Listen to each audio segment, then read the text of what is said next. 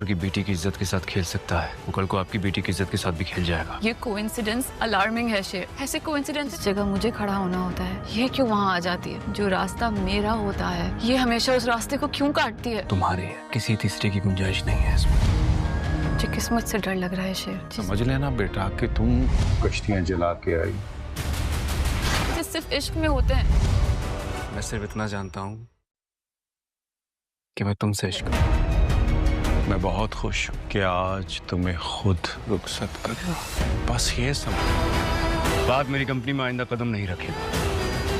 जो शख्स किसी और दुर्दाना बेगम को इस बात पर काफ़ी एतराज़ है कि शेर की शादी पर तो लाखों रुपया खर्च किया जा रहा है, मगर उसकी बेटी को उसका हक नहीं दिया जा रहा।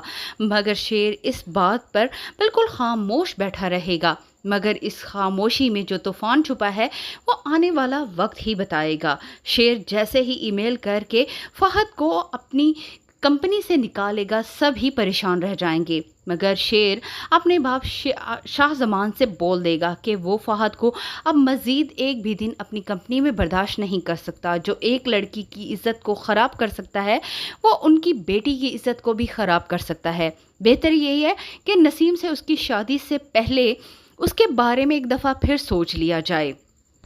शेर जमान जिस तरह से फजर के लिए आवाज़ उठाएगा, वो फजर के लिए लड़ा है, इस बात को लेकर रिता बहुत ज़्यादा परेशान है। वो बार बार शेर से यही बात कह रही है कि ये लड़की तुम्हारी ज़िंदगी में कुछ न कुछ अहमियत की हामिल तो ज़रूर है। और यहाँ पर रिदा का शक एक दफ़ा फिर पुख्ता हो जाएगा जब हॉल के करीब जाकर उसे पता चलेगा कि जिस हॉल में वो लोग आए हैं वहाँ पर फजर की बहन की शादी हो रही है। और उस शादी के मौका पर जिस तरह से फजर की वीडियो शेर जमान बनाएगा, उसे देखकर रिदा का शक यकीन में बदल जाएगा। वो इस बात को लेकर शेर से झगड़ा भी करेगी कि ये कोई इंसिडेंट नहीं हो सकता, ये लड़की हर उस जगह मौजूद होती है जहाँ पर आप मौजूद होते हैं। मगर शेर इस बार भी रिदा की इस बात को रद्द कर देगा, क्योंकि शेर वाकई से नहीं जानता था कि फजर यहाँ पर आने वाली है। उसे तो ये भी नहीं मालूम कि फजर की बहन की शादी भी होने वाली है।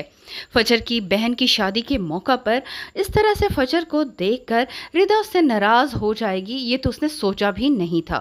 दूसरी तरफ सारा की शादी के मौका पर सारा के वालिद शौकत को सिर्फ एक ही बात की फ़िक्र सताई जा रही है कि कहीं सारा इस शादी के मौका पर कुछ ऐसा ना कर दे जिस तरह के फजर ने किया है। यहाँ पर उसे इस बात की खुशी है कि वो अपनी बेटी को अपने हाथ से ही रुखसत कर रहा है।